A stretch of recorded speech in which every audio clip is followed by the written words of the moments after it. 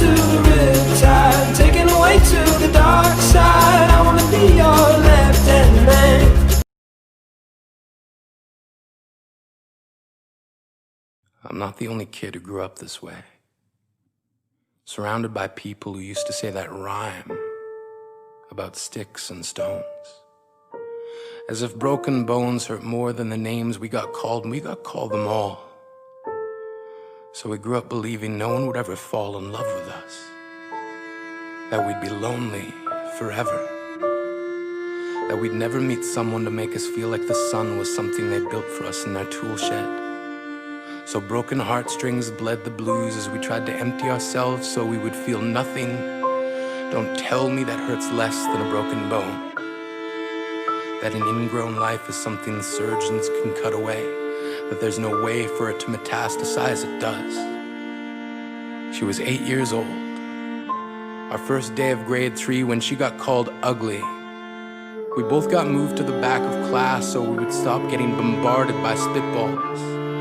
But the school halls were a battleground where we found ourselves outnumbered day after wretched day. We used to stay inside for recess because outside was worse. Outside we'd have to rehearse running away or learn to stay still like statues, giving no clues that we were there in grade 5. They tipped a sign to the front of her desk that read, "Beware of dog." To this day, despite a loving husband, she doesn't think she's beautiful because of a birthmark that takes up a little less than half her face. Kids used to say she looks like a wrong answer that someone tried to erase but couldn't quite get the job done. And they'll never understand that she's raising 2 kids whose definition of beauty begins with the word mom. Because they see her heart before they see her skin. Because she's only ever always been amazing. He was a broken branch grafted onto a different family tree. Adopted. Not because his parents opted for a different destiny. He was 3 when it became a mixed drink of 1 part left alone and 2 parts tragedy. Started therapy in 8th grade, had a personality made up of tests and pills, lived like the uphills were mountains and the downhills were cliffs, 4/5 suicidal, a tidal wave of antidepressants, and an adolescence being called pauper. 1 part because of the pills, 99 parts because of the cruelty.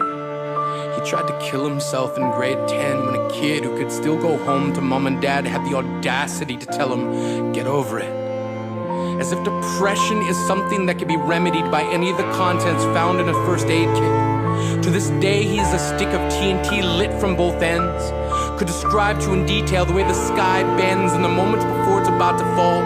And despite an army of friends who all call him an inspiration, he remains a conversation piece between people who can't understand. Sometimes being drug-free has less to do with addiction and more to do with sanity.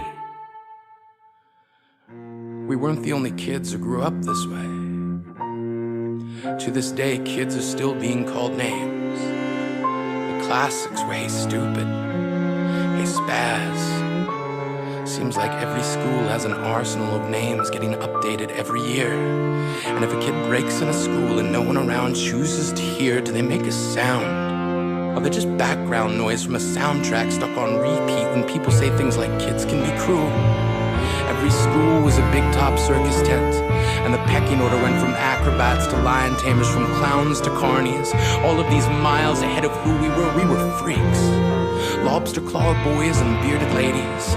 Oddities juggling depression and loneliness, playing solitaire, spin the bottle, trying to kiss the wounded parts of ourselves and heal. But at night, while the others slept, we kept walking the tightrope. It was practice, and yes, some of us fell. But I want to tell them that all of this is just debris left over when we finally decide to smash all the things we thought we used to be.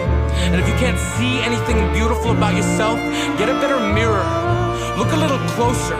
Stare a little longer. Because there's something inside you that made you keep trying despite everyone who told you to quit. You built a cast around your broken heart and signed it yourself. You signed it. They were wrong. Because maybe you didn't belong to a group or a clique. Maybe they decided to pick you last for basketball or everything. Maybe you used to bring bruises and broken teeth to show and tell but never told. Because how can you hold your ground if everyone around you wants to bury you beneath it? You have to believe that they were wrong. They have to be wrong. Why else would we still be here? We grew up learning to cheer on the underdog because we see ourselves in them. We stem from a root planted in the belief that we are not what we were called. We are not abandoned cars stalled out and sitting empty on some highway. And if in some way we are, don't worry. We only got out to walk and get gas. We are graduating members from the class of We Made It. Not the faded echoes of voices crying out names will never hurt me. Of course, they did. But our lives will only ever always continue to be a balancing act that has less to do with pain and more to do with beauty.